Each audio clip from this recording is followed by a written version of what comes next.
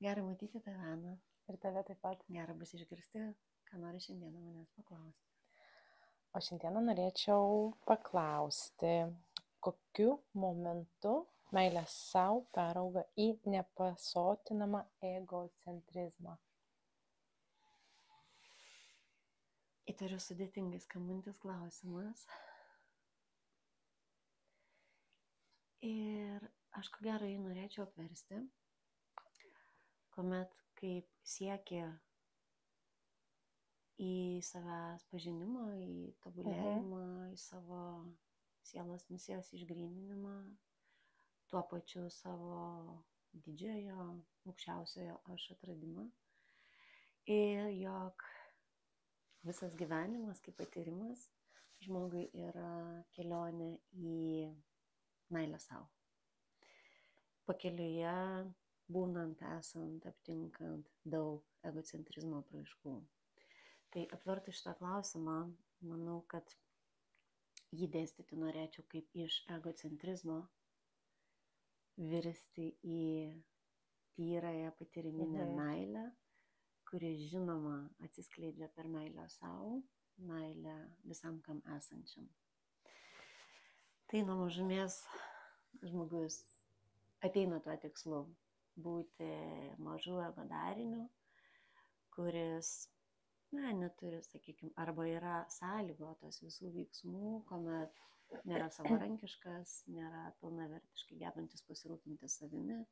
Aplinkoje yra daug pagalbininkų, kurie mielai jį lydi jo kelyje.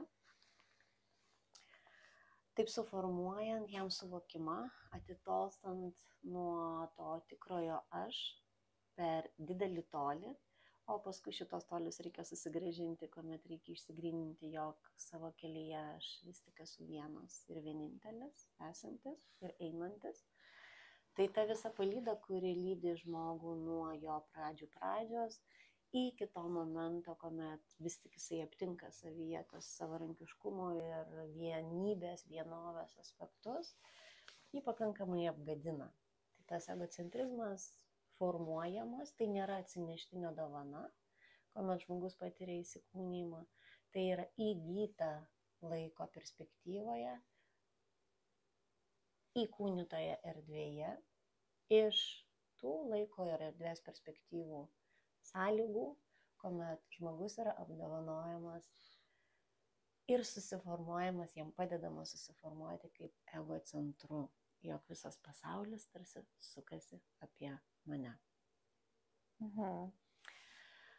Na ir tie lūžio taškai, kuomet pažįstamas tas pasaulis, kuris sukasi apie mane, viena vertus jisai yra nuostabus, nes jis viską man, dėl manęs, apie mane.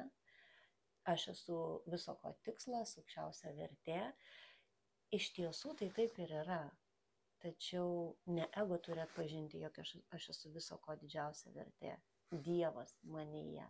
Dievas manyje išsiskleidžia tuo met, kuomet aš pametu ir negalvoju per ego perspektyvą, kad jog aš esu pasaulio centras. Viskas sukasi apie mane ir aš esu ta pagrindinė ir esminė vertė čia būti, ar ne?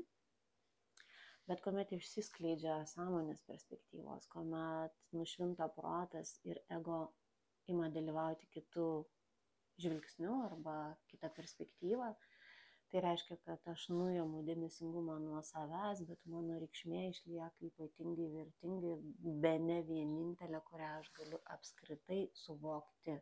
Nes be manęs nieko kito ir tikrai nėra. Aš tik užmerkiu, pasaulis dingsta, aš tik užsikemšu ausis, pasaulis dingsta vis labiau, aš atjungiu visas savo juslės, pasaulis išnyksta su visam. Tai reiškia, kad iš tiesų be manęs niekas visai ir neegzistuoja. Bet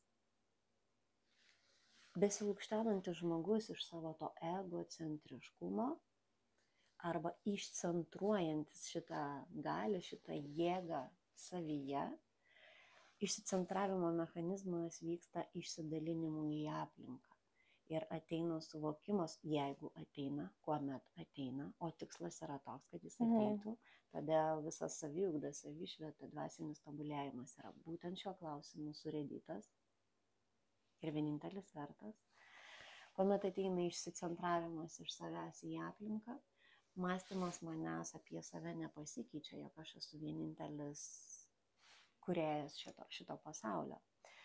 Pasikeičia ego alternatyva. Tai reiškia, kad mano ego pradeda veikti kosminių dydžių, norėdamas globoti visą aplink save esančių. Ir globa yra ne to paties mažojo ego tenkinimas, kad kuo aš labiau įsitraukiu globoti, tuo aš didesnius antpečius imu nešioti, ar ne?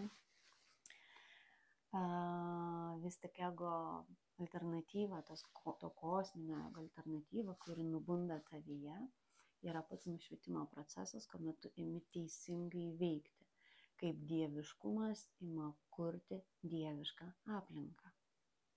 Tai vadinasi, tu net nelauki jokio atsako atgal, tarkim, padaręs kokį nors gerą darbą, tu tiesiog esi išsiplėtęs ir tu tiesiog tai padarai nelaukdamas kokio nors, sakykime, paprasto ačiū ar kažkas. Ta prasme, tu tiesiog darai tai iš. Kuomet esi egocentras, tu visada lauki atpildo, tu visada lauki padėkos, tu visada lauki dėmesio, tu visada lauki atpildo. Ir tų atpildo momentų tikrai, kol tu lūkštiniesi iš egocentro arba kuomet tu plėtiesi iš egocentro į aplinką, tu visada esi laukime. Kuomet tu esi išsiplėtęs, tai reiškia išsidalinimo aspektuose, tu ėmi tuo pačiu būti ir padėka, tai reiškia priimantis, dėkojantis, leidžiantis viskam būti, būnantis susiliejime su tuo visku be pretenzijos ir be kažkokių nekomfortiškų savęs patyrimų. Tai taip, praktiškai nušvitus protui, tu tampi nebepretenzingas gyvenimui, nebepretenzingas savo, o meilė savo ir yra apie tai, kuo mažiau turiu mane alinančių, kankinančių, sekinančių minčių apie geidulingus dalykus, apie norus, apie tikslus, apie dar kažką panašaus.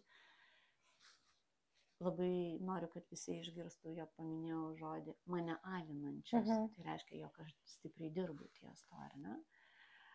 Ir kai visas pasaulis ir jo vyksmas per priėmimą yra būtent ta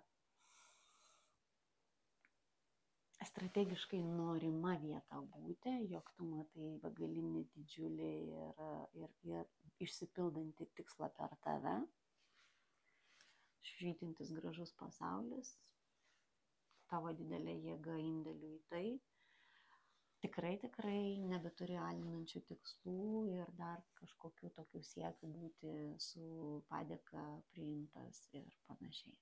Tai vadinasi, kai tu nieko nelauki, jokio atsako, tiesiog veiki iš tos dieviško noro, iš buvio, tave net neliūdina tai, kad tu, ta prasme, negauni nieko atgal. Tu tiesiog darai gerus darbus, tu tiesiog būni. Išnyksta toks dalykas, jog tu nieko negauni atgal. Tokio pasvarstymo net nėra. Nėra tokių minčių, kurios dabar sukasi tavo galvoje.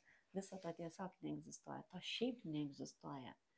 Tačiau žmogus iš to egocentriškumo jis prisigalvoja įvairių egzistuojančių dalykų. Jog tarsi kažkas nedėkingas, tarsi kažkur aplinka nepatogi, negera, sąlygos prastos.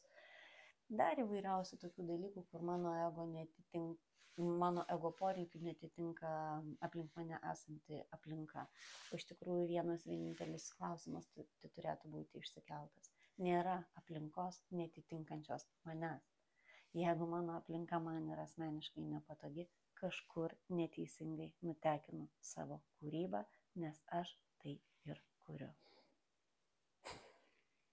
Ačiū, Ana. Ačiū, Alfreda. Labai noriu priminti, kad dar šiais metais paskutinį kartą, gruodžio 29 dieną, susitikime su Atsange pabūti šventiškai, magiškai.